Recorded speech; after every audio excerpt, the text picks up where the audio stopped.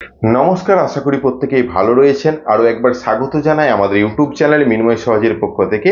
আজকে যে বিষয় নিয়ে আলোচনা, সেন্ট্রাল সার্টিফিকেট, সাইডে স্ক্রিনে দেখতে পাচ্ছেন। এই সার্টিফিকেট আবেদন করার জন্য যেসব ডকুমেন্টসগুলো প্রয়োজন হয় তার মধ্যে প্রথমেই রয়েছে আপনার নিজের একটা বয়ানে দরখাস্ত, অর্থাৎ একটা সাদা কাগজে দরখাস্ত।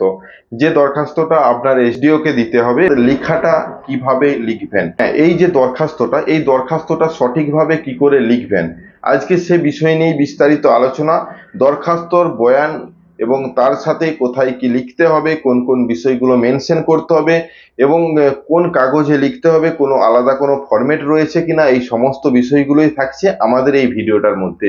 অবশ্যই ভিডিওটাকে স্কিপ না করে লাস্ট পর্যন্ত দেখুন এবং আমাদের সাথে থাকুন। আর একটা ছোট্ট অনুরোধ, যদি আপনি আমাদের চ্যানেলে নতুন আসছেন, চ্যানেলটাকে সাবস্ক্রাইব করুন, পাশের দেওয়া বেল আইকনটা ক্লিক করতে ভুলবেন না পরবর্তী নোটিফিকেশন পাওয়ার জন্য। যারা অলরেডি সাবস্ক্রাইব করে আমাদেরকে সাপোর্ট করছেন, অসংখ্য ধন্যবাদ। হ্যাঁ, আজকে যে বিষয় নিয়ে ভিডিও, অর্থাৎ সেন্ট্রাল এসসি বা এসটি যাই সার্টিফিকেট করুন না কেন, বিশেষ করে চাকরির ক্ষেত্রে সেন্ট্রাল সার্টিফিকেট প্রয়োজন হয় এবং এই সেন্ট্রাল সার্টিফিকেট পাওয়ার জন্য আপনাকে একটা দরখাস্ত লিখতে হয়। যে দরখাস্তের মধ্যে থাকবে আপনি কিসের জন্য চাইছেন এই সার্টিফিকেটটা, সমস্ত তথ্য। তো সেই তথ্যের বয়ানটা কি হবে সেটাই দেখতে চলেছেন। সরাসরি আমরা স্ক্রিনের মধ্যে যাই, যেখানে দরখাস্তটা আমরা লিখে রেখেছি সেখানেই আলোচনা করি, তাহলে বিষয়টা আপনার কাছেও আরো পরিষ্কার হবে। চলুন।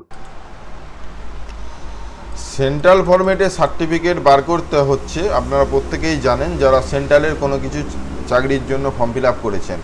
এই সেন্ট্রাল সার্টিফিকেট বার করার জন্য যে ডকুমেন্টসগুলো প্রয়োজন হয়, যার মধ্যে প্রথমেই রয়েছে প্লেন পেপারে অ্যাপ্লিকেশন এবং যে ডিস্ট্রিক্টের আন্ডারে অ্যাপ্লিকেশন করছেন সে ডিস্ট্রিক্টের কে মেনশন করে লিখতে হবে। তো এই অ্যাপ্লিকেশন বা আবেদনপত্র কিভাবে লিখবেন, সম্পূর্ণ বাংলাতে আবেদনপত্র লেখার জন্য আজকে আমাদের বিশেষ ভিডিও। এই ভিডিওটার মধ্যে সম্পূর্ণ কিভাবে দরখাস্তটা লিখবেন সেটা জানতে চলেছেন। অবশ্যই আমাদের সাথে জুড়ে থাকুন।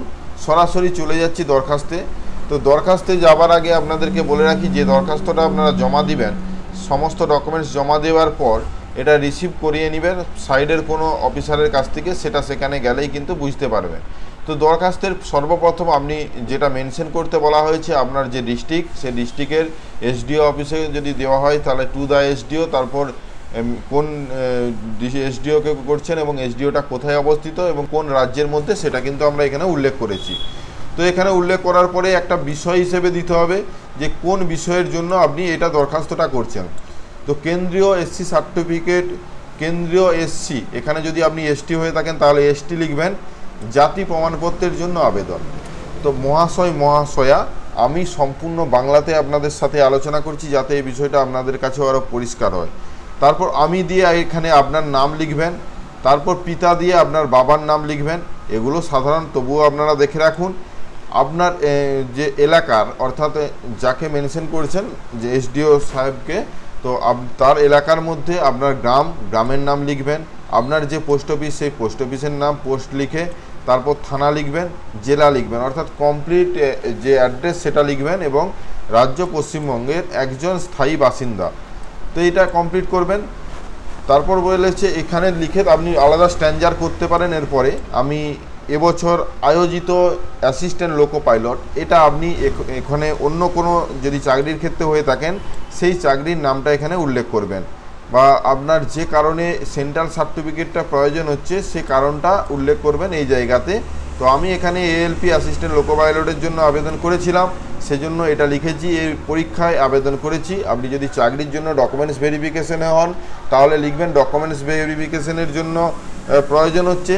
তাছাড়াও পরবর্তীতেই লেখা রয়েছে সেখানে ডকুমেন্টস ভেরিফিকেশনের জন্য কেন্দ্রীয় জাতি প্রমাণপত্রের প্রয়োজন। অতএব আগাম ভবিষ্যতের জন্য আমাকে অনুগ্রহ করে কেন্দ্রীয় এসসি, এটা আপনার যদি এসটি হয়ে থাকে এসটি লিখবেন, জাতি প্রমাণপত্র প্রদান করিয়া বাধিত করিবেন। তো এই বিষয়টা লিখবেন। এবং আপনি যদি সাথে সাথে করছেন, ভবিষ্যতের জন্য না লিখে আপনার সেই জায়গাটা দ্রুত জরুরি সেটা কিন্তু উল্লেখ করবেন। যদি আপনি দেখেন ডকুমেন্টস ভেরিফিকেশন আপনার খুব তাড়াতাড়ি, তখনই আপনি সার্টিফিকেটটা বার করতে গেছেন, তাহলে কিন্তু এই জায়গাটা পরিবর্তন করবেন। অবশ্যই বাংলা লেখা একটু এলোমেলো আপনি করতে পারবেন, আপনার মতো করে এটা গুছিয়ে লিখবেন। তো এটা লেখার পর আমার রাজ্যে জাতি প্রমাণপত্রের নম্বর অর্থাৎ রাজ্য সরকারের দেওয়া যে কাস্ট সার্টিফিকেট নম্বর রয়েছে সেটা কিন্তু উল্লেখ করবেন।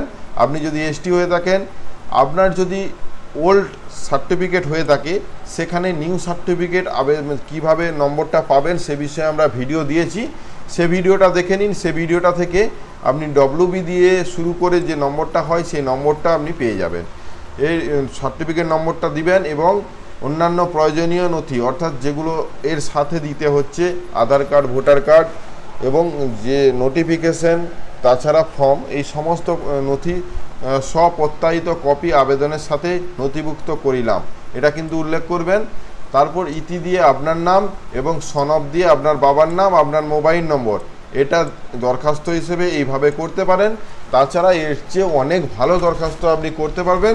এটা শুধুমাত্র আপনাকে একটা ধারণা দিলাম যে কিভাবে দরখাস্তটা হবে। তো এটাই হলো, আপনি যদি কাস্টের সার্টিফিকেট, সেন্ট্রালের কাস্টের সার্টিফিকেট নিতে চাইছেন এসসি অথবা এসটি, তাহলে কিন্তু এভাবে দরখাস্ত করে আপনি সার্টিফিকেট পাবেন। তো এই দরখাস্তের বয়ান ছিল। আশা করি বিষয়টা বুঝতে পেরেছেন। যদি কিছু জানার থাকে অবশ্যই কমেন্ট করে জানান, আমরা চেষ্টা করব সঠিক উত্তর দেওয়ার। আজ এই পর্যন্তই, ধন্যবাদ। আশা করি আজকে যে বিষয় নিয়ে ভিডিওটা ছিল সম্পূর্ণ ভালোভাবে বুঝতে পেরেছেন। যদি ভিডিওটা ভালো লাগে লাইক এবং শেয়ার করবেন। আমাদের চ্যানেলে নতুন হলে চ্যানেলটাকে সাবস্ক্রাইব করুন, পাশের দেওয়া বেল আইকনটা ক্লিক করতে ভুলবেন না পরবর্তী নোটিফিকেশন পাওয়ার জন্য। আর যারা অলরেডি সাবস্ক্রাইব করে আমাদেরকে সাপোর্ট করেছেন অসংখ্য ধন্যবাদ। এভাবেই পাশে থাকবেন। দেখা হচ্ছে নতুন কোনো ভিডিও নিয়ে। ধন্যবাদ।